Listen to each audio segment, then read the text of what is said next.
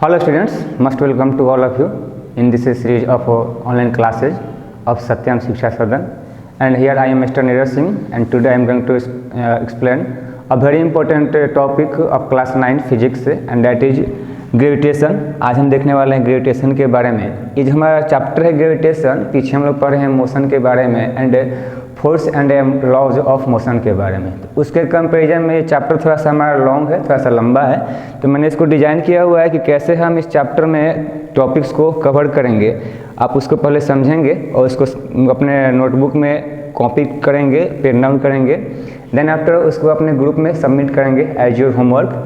तो इसमें हम क्या देखने वाले हैं, फर्स्टली इस चैप्टर में हम स्टार्टिंग में देखेंगे ग्रेविटी एंड ग्रेविटेशन के बारे में और समझेंगे कि जो हमारा ग्रेविटी और ग्रेविटेशन जो टर्म है, ये दोनों टर्म्स आपस में कैसे डिफर करते हैं।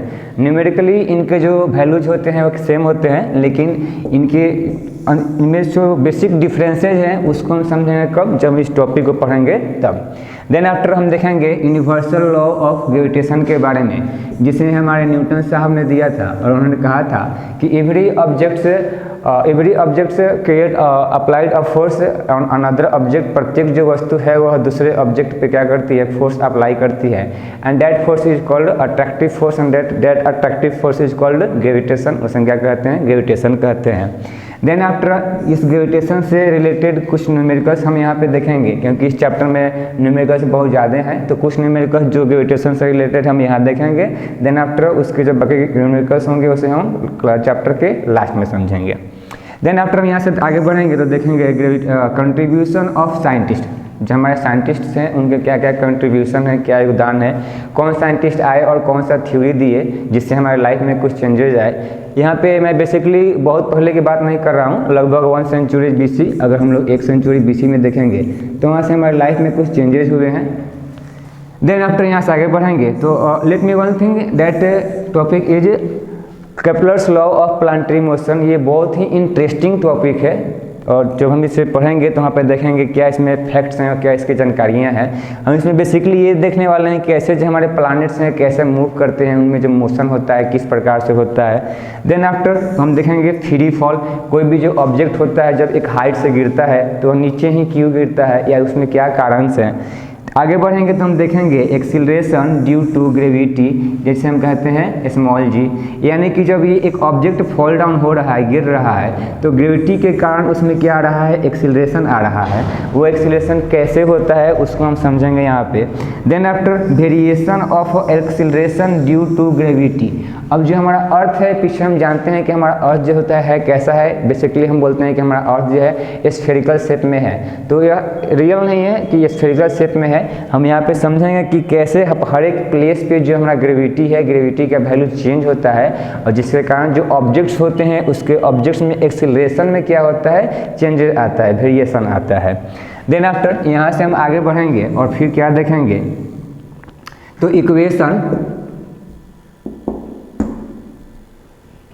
देखते हैं हम यहाँ से आगे बढ़ेंगे और देखेंगे कि जो हमारा equation of motion for freely fall bodies, जो हमारे फ्रीली फॉल बॉडीज है उनके लिए जो भी इक्वेशंस डिराइव किए गए हैं उसको हम इस टॉपिक में देखेंगे। देन मास एंड वेट, मास और वेट को हम लोग समझेंगे कि मास और वेट जो है दोनों में बेसिक डिफरेंसेस क्या है और ये जो दोनों टर्म्स हैं इन दोनों टर्म्स में क्या बेसिकली डिफरेंसेज हैं। देन आफ्टर यहाँ से हम आगे बढ़ेंगे और देखेंगे थ्रस्ट एंड प्रेशर। जो ये थ्रस्ट है एक प्रकार का फोर्स है, फोर्स ही है लेकिन थोड़ा सा इसमें डिफरेंस है। एंड देन आफ्टर हम पढ़ेंगे प्रेशर के बारे में कि प्रेशर जो है हमारा क्या होता है, तो प्रेशर इक्वल टू होता है फोर्स बाय एरिया। अगर एरिया बढ़ेगा तो क्या होगा वहाँ पे, सॉरी प्रेशर जो, हाँ सही है, pressure equal to force by area. अगर एरिया ज़्यादा कैप्चर होगा तो यहाँ पे जो हमारा प्रेशर होगा वह कम क्रिएट होगा। देन आफ्टर यहाँ से हम आगे बढ़ेंगे तो देखेंगे बायोन्सी। बायोन्सी जो है यह ऑब्जेक्ट्स का नेचर होता है। जैसे कि आप समझेंगे एक बाल्टी लेंगे, बाल्टी में फुल फिल पानी उसमें भर देंगे और उसके अंदर जब एक मग को हम डालेंगे तो क्या होगा, जो मग होगा वह ऊपर की तरफ जंप करके आ जाएगा। जबकि दूसरी तरफ देखें, अगर हम उस बाल्टी में एक छोटा सा स्टोन डालें या एक बॉल डालें तो क्या हो जाएगा, उसके अंदर डूब जाएगा। लेकिन जो मग डालेंगे उस मग को क्या के साथ क्या होगा, वह मग जो है वहाँ से फ्लिप करके ऊपर आ जाएगा। तो कैसे ये हो रहा है, कैसे घटनाएं घट रही हैं, जब इस टॉपिक पे हम आएंगे तो उसको डिटेल में समझेंगे। आगे बढ़ेंगे तो हम देखेंगे यहाँ पे Archimedes principal and relative density, जो जितने भी ऑब्जेक्ट्स हैं एक दूसरे से कैसे रिलेट करके वहाँ पे डेंसिटी क्रिएट करते हैं। ये सारे जो टॉपिक्स हैं बहुत ही इंटरेस्टिंग टॉपिक्स हैं, बहुत ही आपके एग्जाम पॉइंट ऑफ व्यू से इंटरेस्टिंग ये हमारा इम्पोर्टेंट चैप्टर है। तो लेट्स स्टार्ट, हम लोग स्टार्ट करते हैं यहाँ से ग्रेविटी के बारे में कि हमारा जो ग्रेविटी है, ग्रेविटी क्या है। तो अकॉर्डिंग टू न्यूटन के अनुसार, जो हमारा न्यूटन साहब साइंटिस्ट है और इसाक न्यूटन, उन्होंने ग्रेविटी के बारे में कुछ प्रिंसिपल्स दिए और कुछ उन्होंने बताया। क्या उन्होंने पहले बताया कि every object in this universe attract every other object, प्रत्येक जो वस्तु है वह किसी अन्य वस्तु को, जैसे सपोज है ये एक ऑब्जेक्ट है और ये एक दूसरा ऑब्जेक्ट है, तो ये जो एक ऑब्जेक्ट है यह दूसरे ऑब्जेक्ट को क्या कर रहा है, अट्रैक्ट कर रहा है, इस पर यह एक फोर्स अप्लाई कर रहा है and that force is called gravitational force. वह जो फोर्स क्या कहलाता है, ग्रेविटेशनल फोर्स कहलाता है। इवन हमारे अर्थ पे जितने भी ऑब्जेक्ट्स हैं, वह चाहे जो हमारा ऑब्जेक्ट है लिविंग या नॉन लिविंग, वो चाहे नॉन लिविंग ऑब्जेक्ट होगा या फिर वो हमारा लिविंग ऑब्जेक्ट होगा, हर एक ऑब्जेक्ट पे अर्थ जो होगा वो क्या करेगा, एक फोर्स को अप्लाई करेगा and that force is called gravitational force. उसी को हम क्या कहते हैं, ग्रेविटेशनल फोर्स कहते हैं। सेकेंड जो उनका स्टेटमेंट था यह है कि the force with which two objects attract each other, वह फोर्स जिसके कारण दो जो ऑब्जेक्ट्स हैं एक दूसरे को अट्रैक्ट करती हैं, आकर्षित करती हैं, इज कॉल्ड ग्रेविटेशनल फोर्स। उससे हम क्या कहते हैं, ग्रेविटेशनल फोर्स कहते हैं और सिंपली उससे हम लोग ग्रेविटी कहते हैं। तो जो हमारा ग्रेविटी है और ग्रेविटेशनल फोर्स है, दोनों टर्म्स में थोड़े से डिफरेंसेज हैं। क्या डिफरेंसेज हैं उसको यहाँ पर हम समझने की कोशिश करते हैं। ग्रेविटी जो है यह क्या है, हमारे अर्थ का एक नेचर है, because earth behaves just like a magnet. Earth जो है हमारा वो एक मैग्नेट के रूप में क्या करता है, बिहेव करता है। किसके कारण, तो अपने ग्रेविटी के नेचर के कारण। यह ग्रेविटी जो है अर्थ का क्या है, आप हमेशा याद रखेंगे कि gravity is the nature of earth. Gravity जो है वो अर्थ का एक नेचर है, वह उसका अपना फिनोमेना है।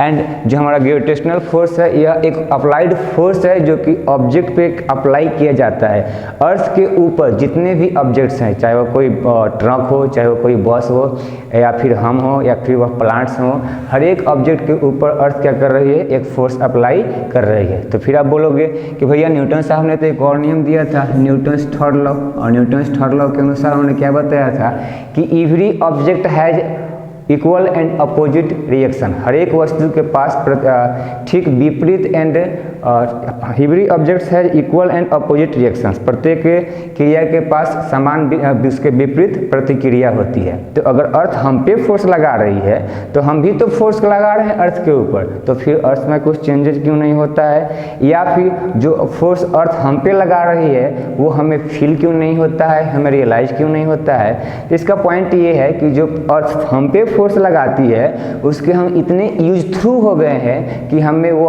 रियलाइज ही नहीं हो पाता है, या फिर हम उस फोर्स को फील ही नहीं कर पाते हैं, क्योंकि हमें उसकी आदत सी हो गई है। जैसे कि अगर मैं इस पर फोर्स लगाऊं, फोर्स अप्लाई करूं, इस दीवार पे फोर्स अप्लाई करूं, तो क्या होगा, मेरे हाथ को एहसास होगा। क्या एहसास होगा, बिकॉज कि I have applied here some force, कि हमने यहाँ पे कुछ फोर्स को अप्लाई किया है। बट यहाँ जो अर्थ हम पे फोर्स अप्लाई कर रही है हमें दिखाई नहीं देता, या फिर हमें उसका एहसास नहीं होता, हमें रियलाइज नहीं हो पाता। Why, because we are use through of this force, क्योंकि हम इस फोर्स के यूज थ्रू हो गए हैं, इससे हम इतने हावी हो गए हैं कि मतलब आदी हो गए हैं कि हमें एहसास इसका नहीं होता।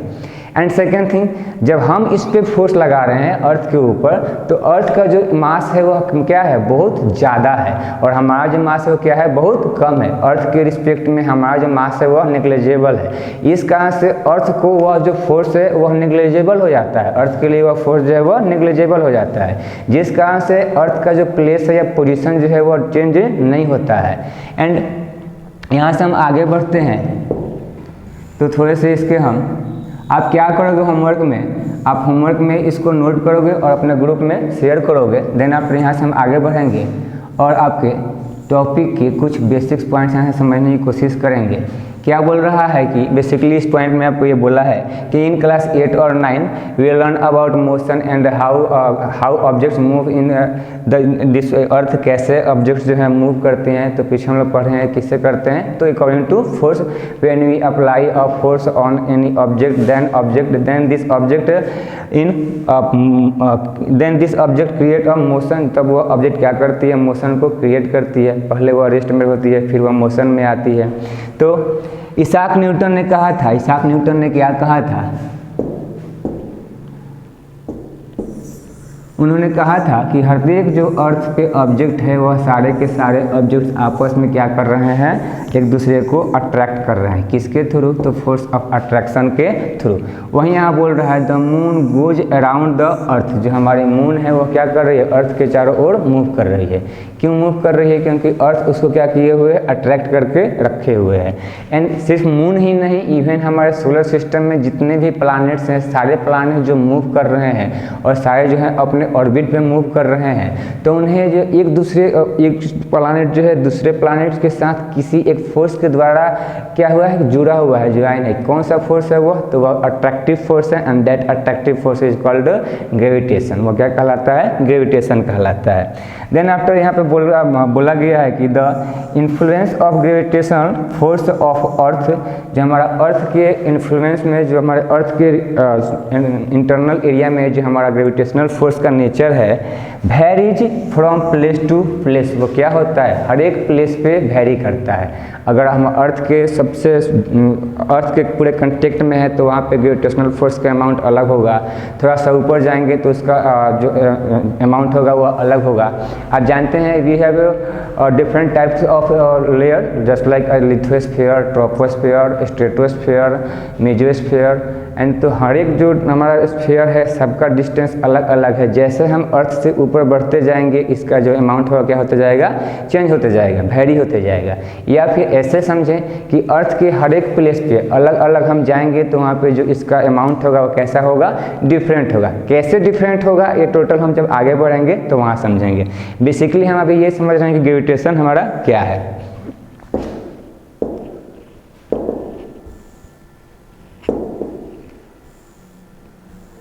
तो यहाँ पे बोल रहा है ग्रेविटेशन क्या है।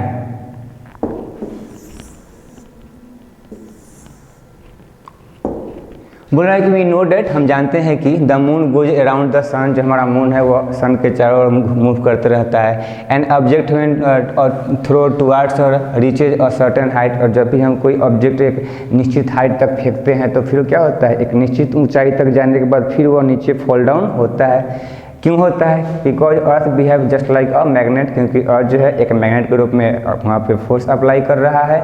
और कौन सा फोर्स अप्लाई कर रहा है, वह ग्रेविटेशनल फोर्स है, जिसके कारण से वह ऑब्जेक्ट जो है फिर अर्थ के सरफेस के पास वापस आ रहा है। एंड आगे बोला है the same type of force is responsible in both the cases, और जो हमारे सेम टाइप के फोर्सेज होंगे वो क्या होंगे, रिस्पॉन्सिबल होंगे। क्योंकि एक ऑब्जेक्ट दूसरे ऑब्जेक्ट पे कौन सा फोर्स लगा रहा है, ग्रेविटेशनल फोर्स, तो दूसरा ऑब्जेक्ट भी पहले पे कौन सा फोर्स लगा रहा है, ग्रेविटेशनल फोर्स लगा रहा है। इसको आप आसानी से यहाँ से समझ सकते हैं कि एक बच्चा जो है यहाँ पे क्या कर रहा है, एक रस्सी के साथ उसमें एक छोटा सा स्टोन बांधा हुआ है और उसको ऐसे राउंड राउंड मूव कर रहा है। जो मूव कर रहा है उसमें क्या आ रहा है, चेंजिंग आ रहा है। किस में चेंजिंग आ रहा है, तो इसके एक्सीलरेशन, इसके मोशन में चेंजिंग आ रहा है। जो आपको यहाँ पर दिख रहा होगा यह एक छोटा सा क्या है, स्टोन है, जो इस लंबी रस्सी के साथ बांधा गया है और इसको यह जो लड़का क्या कर रहा है, अपने हाथों से उसको राउंड राउंड मूव कर रहा है। तो हर एक पॉइंट पे इसका जो होगा, जो इसका स्पीड होगा वो कैसा होगा, अलग अलग होगा। क्यों अलग होगा, क्योंकि यहाँ पे डायरेक्शन चेंज हो रहा है। आप देखिए यहाँ पे इसका डायरेक्शन कैसे है, तो अभी यहाँ पे ऐसे है, जब इस डायरेक्शन पे यहाँ पे आएगा इसका डायरेक्शन ऐसे हो जाएगा, जब यहाँ पे आएगा इसका डायरेक्शन ऐसे हो जाएगा, जब इस पोजीशन पे आएगा तो इसका डायरेक्शन ऐसे हो जाएगा। तो जैसे ही डायरेक्शन चेंज होगा तो वहाँ पे जब डायरेक्शन चेंज होगा तो जो हमारा फोर्स है, तो अभी हमने क्या देखा कि जो बच्चा है क्या कर रहा है, एक धागे में स्टोन को बांध के उसको राउंड राउंड मूव कर रहा है। मैंने आपको बताया था कि जैसे ही हम मूव कर रहा है तो क्या हो रहा है, स्पीड में चेंजिंग हो रहा है। स्पीड में चेंजिंग क्यों हो रहा है, क्योंकि जो इसका सर्कुलर पाथ है, इस पाथ पे इसका डायरेक्शन क्या हो रहा है, हर जगह पे चेंज हो रहा है। और जैसे ही हमारा डायरेक्शन चेंज होगा तो वहाँ पे क्या होगा, हमारा स्पीड जो होगा वह चेंज होगा। क्यों ऐसा होगा, आप अपने प्रैक्टिकली लाइफ से भी देख सकते हो। जब हम एक स्ट्रेट रोड पे चलते हैं तो हमारा जो साइकिल होता है या जो बाइक होता है उसका स्पीड ज़्यादा होता है, लेकिन जैसे हम टर्निंग पे आते हैं वहाँ पे हमारा स्पीड क्या होता है, स्लो होता है, वहाँ पे हमारा जो स्पीड होता है वह कम होता है।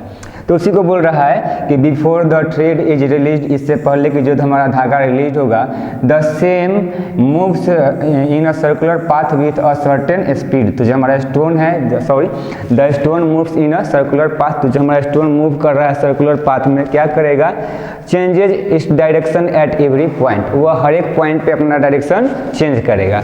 And change in direction involves change in velocity, जैसे ही उसके डायरेक्शन में चेंजिंग होगा वहाँ पे क्या होगा, उसके वेलोसिटी में चेंजिंग होगा।